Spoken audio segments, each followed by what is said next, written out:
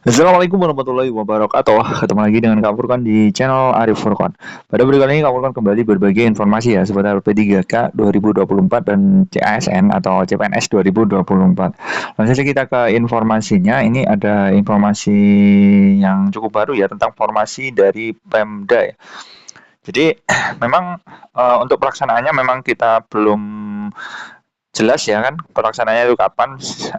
Yang penting interval antara Juli atau Agustus ya, karena Juli di sini sudah masuk ke hari-hari akhir ya Bapak Ibu ya. Oke, di sini ada penjelasan ya di rapat koordinasi kemarin tentang penataan pegawai non ASN.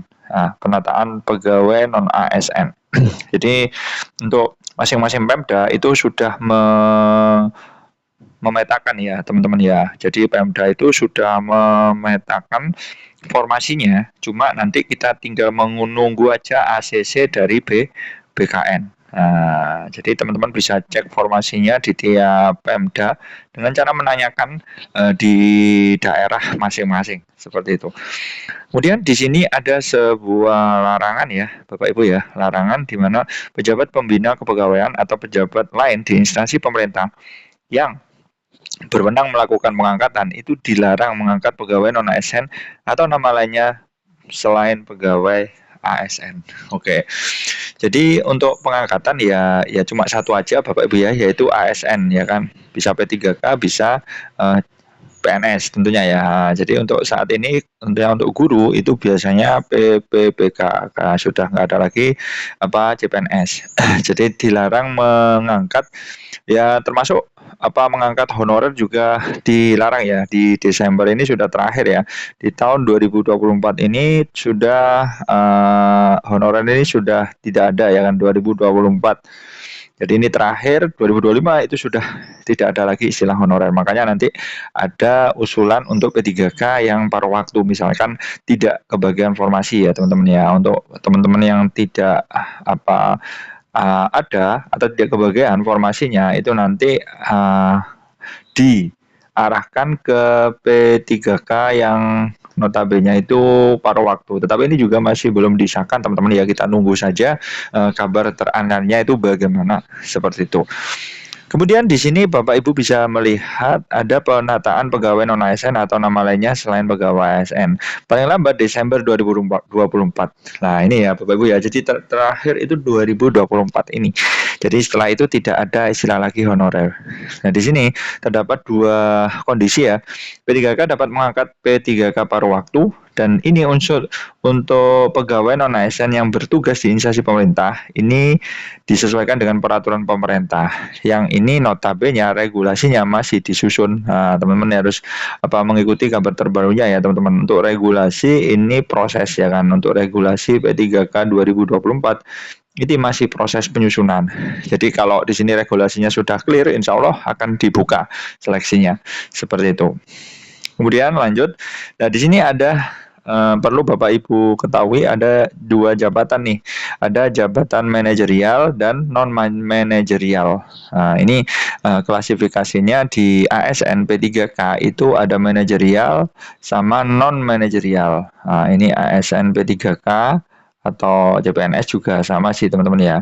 Nah, ini ada manajerial sama non manajerial.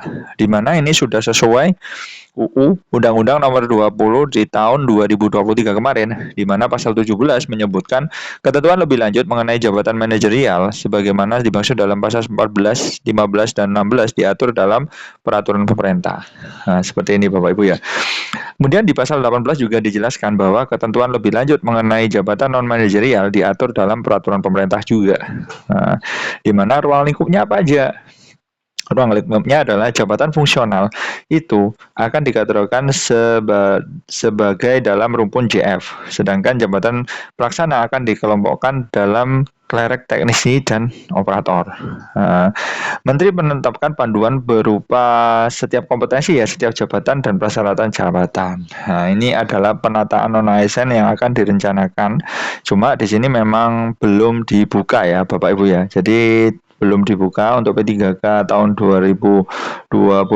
Banyak yang bertanya ya, memang belum dibuka Ya, karena regulasinya juga belum disahkan.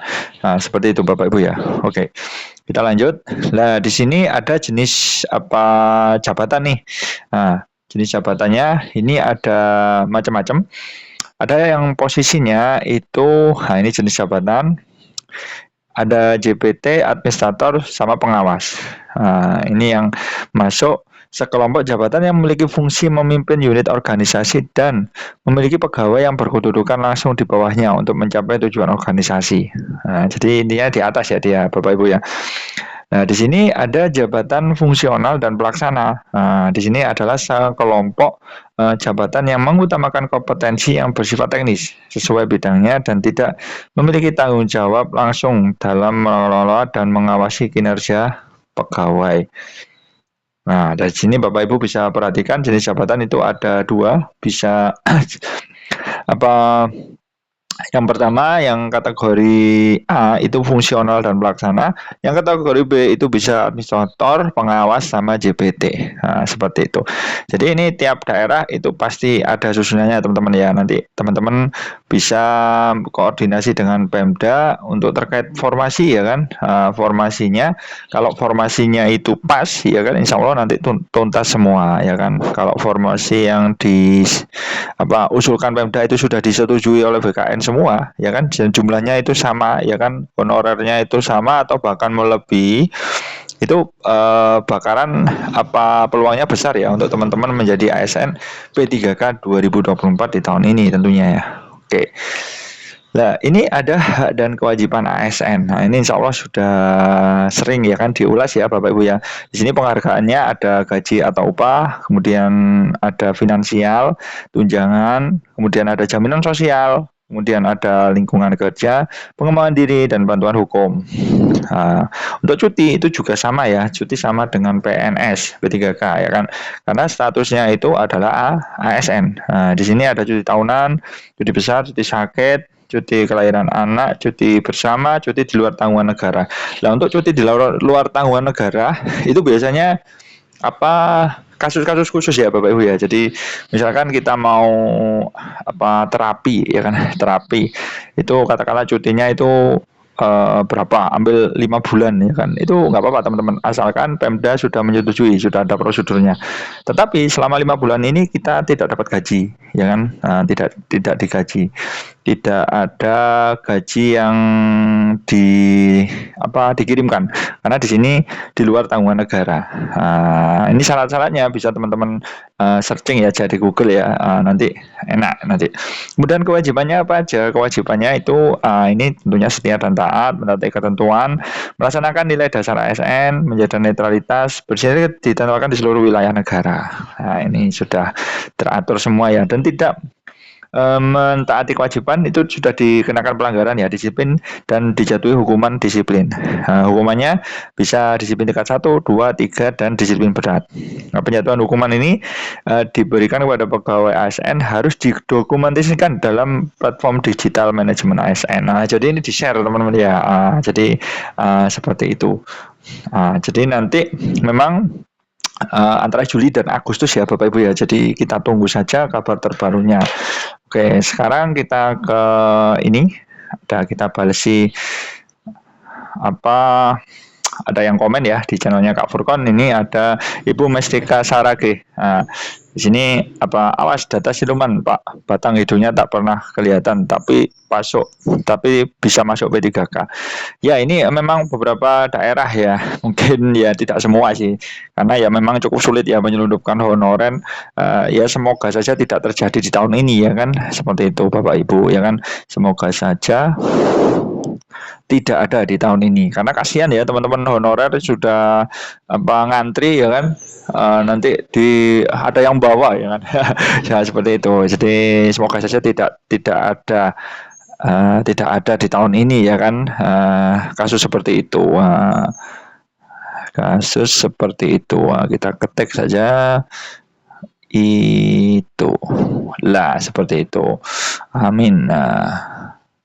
Karena ya cukup berat juga ya Bapak Ibu ya. Jadi kalau kita juga nggak bisa ngapa-ngapain ya kalau ada katakanlah titipan lah istilahnya ya, titipan honorer, kemudian kita tergeser itu juga tidak bisa berbuat apa-apa ya kita ya. Semoga saja kita berharap apa seleksinya itu transparan ya kan dan dilaksanakan secara jujur dan adil tentunya. Oke. Seperti itu dulu informasi dari Kak Furqan, mudah-mudahan bermanfaat. Wassalamualaikum warahmatullahi wabarakatuh.